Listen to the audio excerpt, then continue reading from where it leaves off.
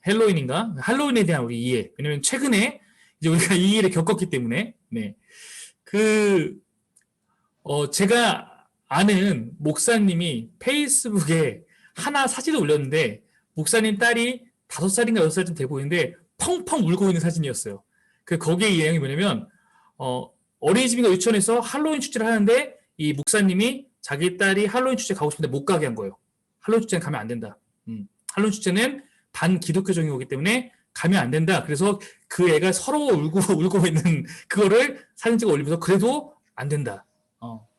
그래도 네가 지금은 내 마음 모르겠지만 나중에는 알게 되리라 라고 하면서 이렇게 올린 것을 봤습니다. 그래서 혹시 여러분도 할로윈이 올 때마다 어떻게 보면 이거에 대한 기준이 없거나 혹은 이것이 어떤 것이 좀 궁금한 부분이 있으면 거기에 제가 좀 설명을 드리려고 하는 거예요.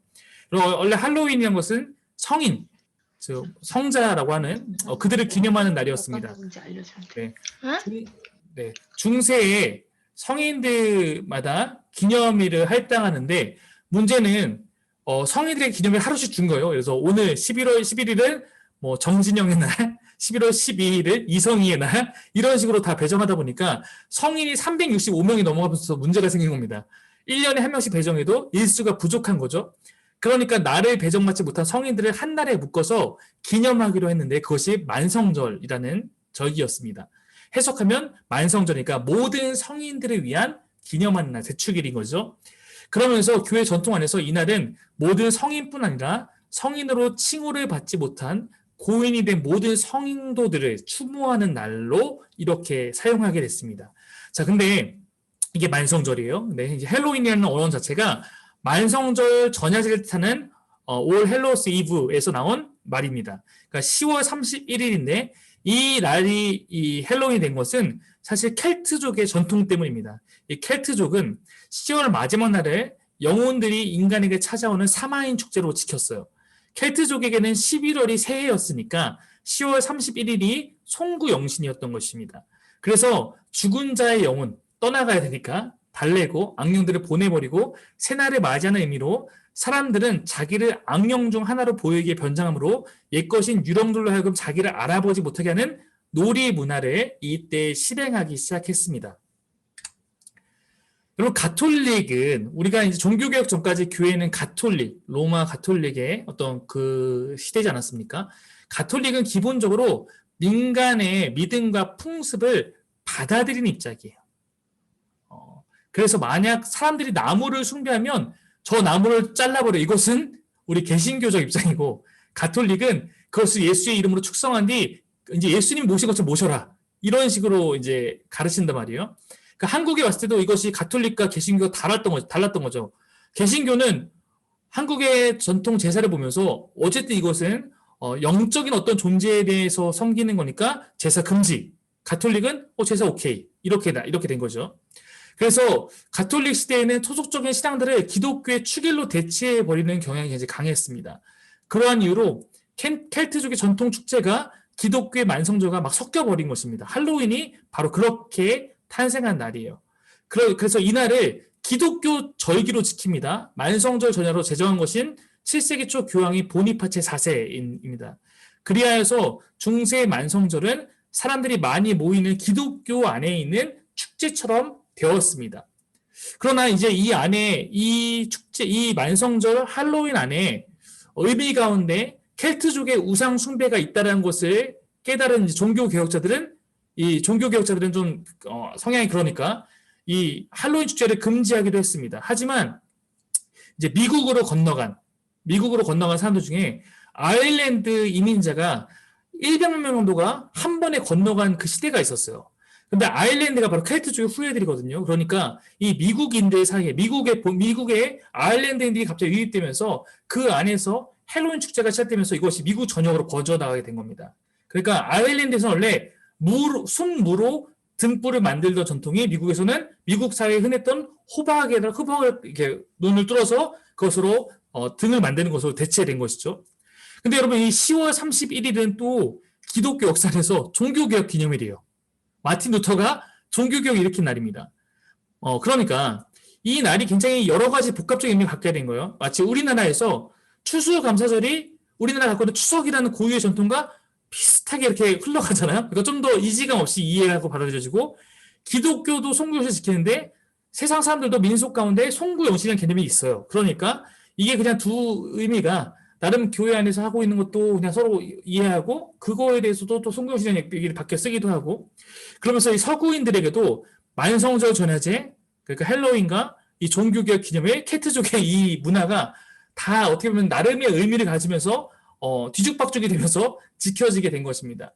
그러니까 그렇게 기념한 하나의 어떤 그 절기가 돼버린 것이죠.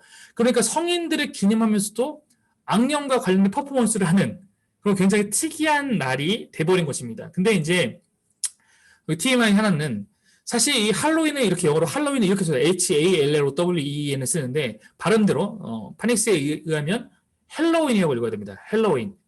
APPL이 애플을 아플로 안 읽고 애플을 읽고 있는 것처럼 애 발음을 읽어야 되니까 헬로윈이 되는 거거든요. 그런데 대부분의 미국인들은 이것을 할로윈이라고 발음합니다. 할로윈이라고 하려면 HOLLOW가 돼야 돼요. 그래서 여러분 쳐보시면 헬로윈이 맞는데 할로윈이라고 쓰는 경우도 있습니다. 근데 이 할로윈으로 할 때는 이 헬로우하고 다르게 할로우는 속이 비다라는 의미예요. 우리 문화에도 윤달이 있는데 윤달할 때 윤은 속이 비어있다는 뜻인데 거의 비슷합니다. 그러니까 우리 문화에서도 윤달에는 이날에는 집을 이사해도 재수가 옴붙지 않고 화장실에 고쳐도 뭐 옴붙지 않고 이러는 미신들이 있는데 할로윈도 서구인들에게 이 날은 텅 빈 날로서 무슨 짓을 해도 내가 그날만큼 뭐 이렇게 뭐 잔인한 복장으로 변장을 해도 문제가 없는 날 이런 식으로 그냥 통칭되면서 할로윈 이렇게 해버린 것입니다. 가톨릭이 이교도에게 조금 더 수월하게 말씀을 전할 수 있다는 이유로 약간의 미신적인 것을 끌어안은 것이죠. 네, 저는 거기에는 어떤 공과 가가 있다고 생각합니다. 우리 선교를 나가면 때로는 수용하는 것도 있고 때로는 수용하지 말아야 될 것도 있는데 하필 그들의 태도에 반대하여 루터가 95개조 방문문을 붙인 날이 종교개혁 일으킨 날이 가톨릭의 그러한 모습에 반대해서 할로윈과 겹칩니다. 우리가 어디까지 수용하고 어느 것을 분별할 것인지 우리 안에 기준과 고민과 지혜가 필요하다. 예, 저는 여기서 여러분들에게 뭐 할로윈 이제 애들 보내지 마세요. 아니면 할로윈 그냥 일상적인 절기니까 지키세요. 제가 답을 내릴 수는 없는 문제라 생각해요.